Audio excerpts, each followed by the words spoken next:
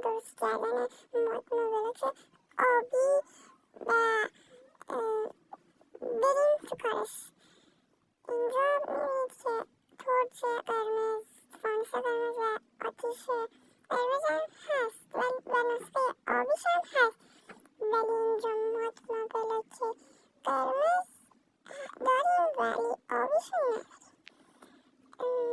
مدل بلاک آبی رو ما میخوایم درست کنیم. آموزشش خیلی راحته، الماس ها رو جایی که میخوایم میذاریم و وقتی گذاشتیم میتونیم ازش استفاده خیلی قشنگی بکنیم. کنار هم میبینید که چقدر قشنگ میشه ما با بلاک قرمز و آبی. حالا از این اسکولوینا میذاریم و میبینید که داره قشنگ شبیه ما با بلاک قرمز ولی آبیش میشه. خیلی قشنگه.